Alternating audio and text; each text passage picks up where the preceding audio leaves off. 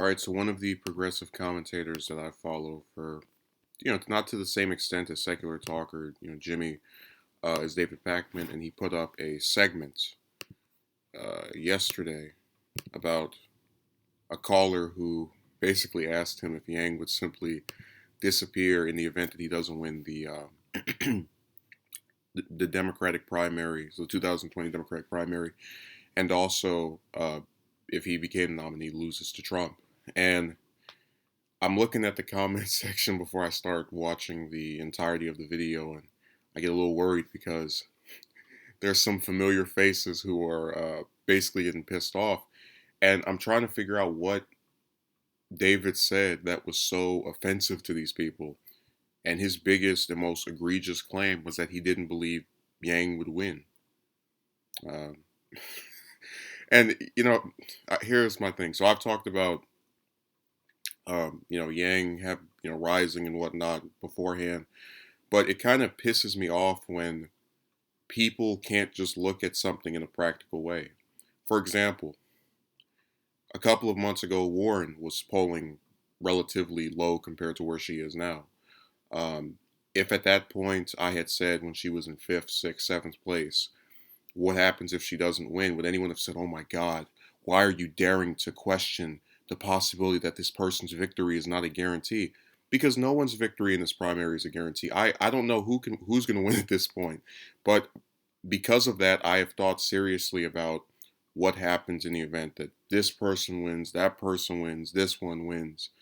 Um, Take for example, let's say that what happens if Yang doesn't win? Maybe he could start a group to get people to run for office that support UBI. Would that really be such a horrible thing to picture? And look, I understand if you want to support a candidate, the idea of thinking about the worst case scenario isn't particularly appealing. But in the case of Sanders, I said if he doesn't win, he'll just go back to the Senate, and then I'll probably, I don't know, try to draft Ro Khanna in 4 years.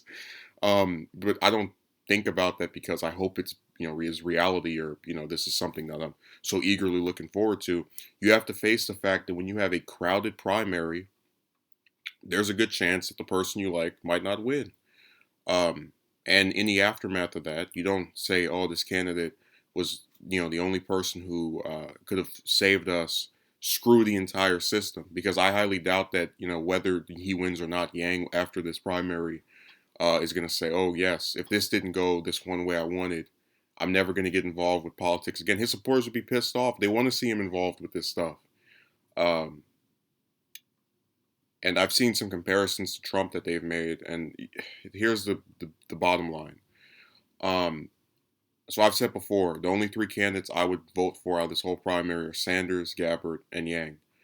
Not a single one of them is polling anywhere near the success that Trump had. Do people not remember that literally a month after Trump entered the race, he was the front runner in basically every single national poll? And again, that's still something that Yang or Gabbard or Sanders can get.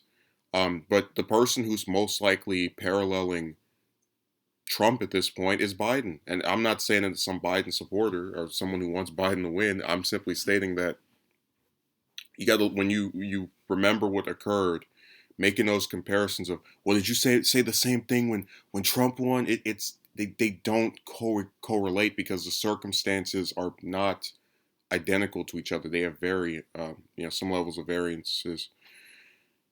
And I know I'm going to make his supporters pissed off, and they're going to get angry and upset with me for just saying David really isn't doing anything wrong here. He's thinking about a possibility that every person should think about when they support a candidate for office. What happens if they don't win? If I were to run for the House, for example, and I'm a person with, just like Yang, with low name recognition. When I get in, not saying he still is that way now, I would think about what I would do in the case that the worst case scenario of me not winning occurs. And you have to do certain stuff like that when you live in an era where people purposely ignore you as a candidate, like they've done with Yang, um, where other candidates have billionaire donors, as we've seen before. You can't, when you put these other factors in there, you should feel glad that your candidate was even able to get this far, because there's all these other things that are causing them to not be as successful as you might think that they should be. But it doesn't mean it's their fault or that they're bad or that um, he couldn't win if he tried again. So I don't like the the going after of Pakman I've seen in this comment section. But you do what you want to do. Uh, those of us like myself who consider ourselves to be progressive have tried to treat Yang fairly, and if his supporters don't feel that way, well, hey, I attempted to.